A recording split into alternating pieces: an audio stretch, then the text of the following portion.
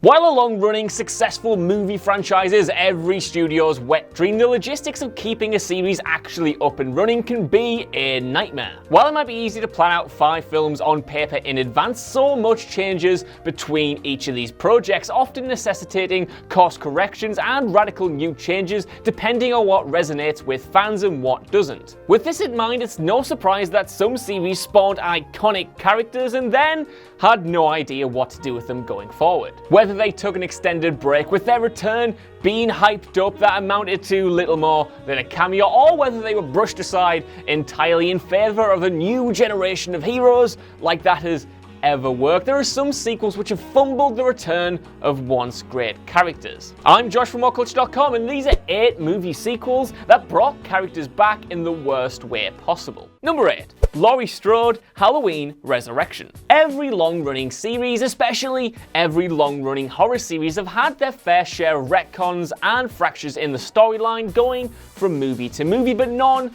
are as bad as Halloween. In a franchise consisting of 10 films and counting, there has been 1 reboot, 1 spin-off, and 1 upcoming sequel that plans to disregard all of that and start where the first movie left off. Yep, I'm as confused as you guys are. Unsurprisingly, initial hero Laurie Strode has seen her fair share of returns to the franchise over the years, ranging from the downright amazing to the completely and utterly insulting. The latter example can be found in Halloween Resurrection, which had Michael Myers throw the character, who is now in a mental asylum because of some convoluted reason, off a roof to her death in the opening act. The worst part is this movie came directly after one which already brought Laurie back in a great way to face off against Michael Myers one last time in Halloween H2O 20 years later. The sequel pretty much undid all that great work, casting its main protagonist aside and creating a new version of Halloween that was pretty much Scream, but terrible. Number 7. Galahad, Kingsman: The Golden Circle. Matthew Vaughn's original Kingsman movie wasn't simply surprising because it somehow managed to make a 60s spy throwback that was R-rated successful to a modern audience, but also because it somehow managed to make Colin Firth a bona fide action star. Perhaps realizing just how great his version of Galahad was, the writers brought him back for the sequel despite him being dead. This was down to an experimental new medical treatment which could somehow cure bullet wounds to the head because, yeah, why not? However, the consequence of this was that the agent actually forgot who he was and spent most of the time in the sequel confined to the cell, not knowing about his true nature. The fantastical revival was entirely in line with the kind of fiction Kingsman is based on, but it sort of undid the impact of his death in the first movie. Likewise, it resulted in a cliche-ridden amnesia plot that you'd expect a film like this to subvert rather than just play straight. Number 6. Legolas, the Hobbit series. Though there were many things wrong with Peter Jackson's Hobbit trilogy, the biggest issues were actually directly reflected by Legolas's character. One of the most beloved characters from the Lord of the Rings trilogy, Legolas was crowbarred into a narrative which didn't originally include him. Not only did this take the focus away from the characters the story was actually about, but it also raised plenty of questions about the consistency of the entire saga as a whole. Simply put, there were few characters as obvious a studio mandate as this guy. Instead of relying on the great original characters inherent to The Hobbit as the series wore on, more and more characters from The Lord of the Rings became the true focus, but none were as needless or egregious as Legolas and his stupid CGI antics. Number 5. Dr. Ian Malcolm, Jurassic Park: Fallen Kingdom. Though the Jurassic World movies clearly respect the original flicks, they have been quite coy about including characters from those original movies. Jurassic World: Fallen Kingdom was set to change that though, bringing back Jeff Goldblum's Dr. Ian Malcolm, not only capitalizing on nostalgia for this character, but also cashing in on the current in vogue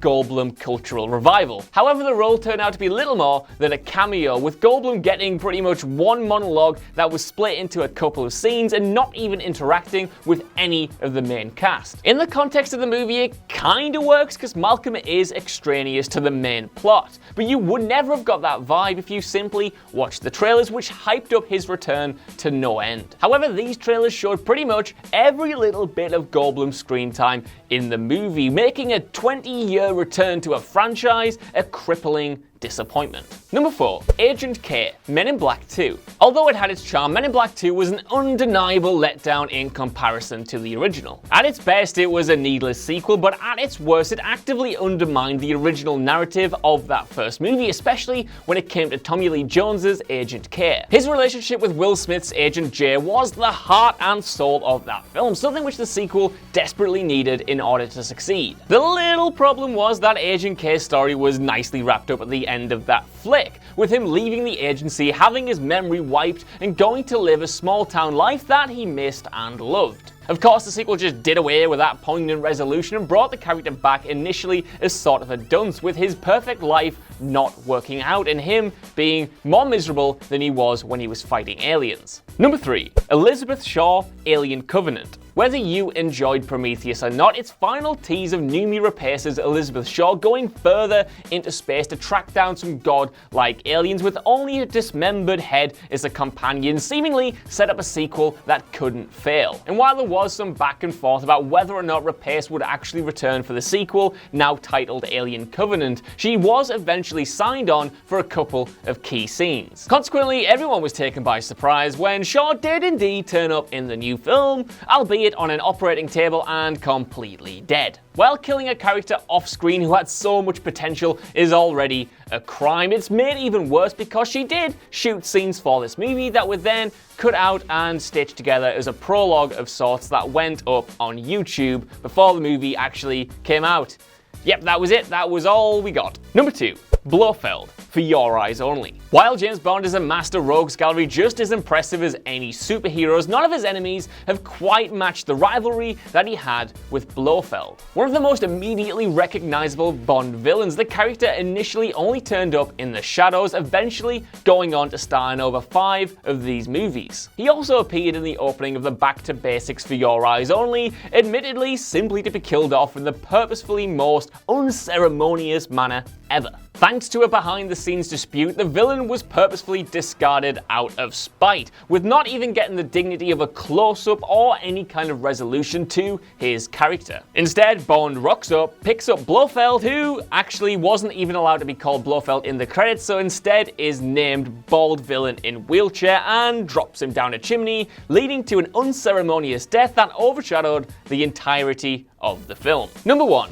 Darth Maul, Solo, A Star Wars Story. Look, yeah, by now we all know that Solo, A Star Wars Story was a pretty unremarkable movie in the grand scheme of things. Sure, it was fun, but pretty much every narrative beat and reveal was guessed before the movie even came out. The one exception to that, however, was Darth Maul, even though that admittedly leaked a few weeks before, but you know, most people didn't see it. With the new set of Robo-Legs, it turned out that the villain had actually left his Sith moniker behind, going now simply by the name of Maul and heading up a criminal organization. But outside of a very brief hologram appearance, that's pretty much all that Solo establishes about the returning character. Maul being alive is emblematic of the very worst kind of sequel baiting, included in a scene that's pretty much entirely fanservice and doesn't really connect to the plot of the rest of the movie. Even worse, it teased a follow-up that now probably won't ever happen, and even if it did, would require plenty of mental gymnastics to make any sense. Still, it might have been cool to see him fight Obi-Wan, I don't know.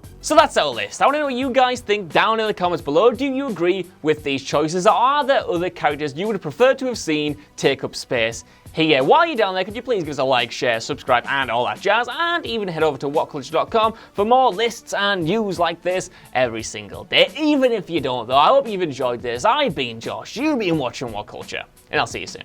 Bye.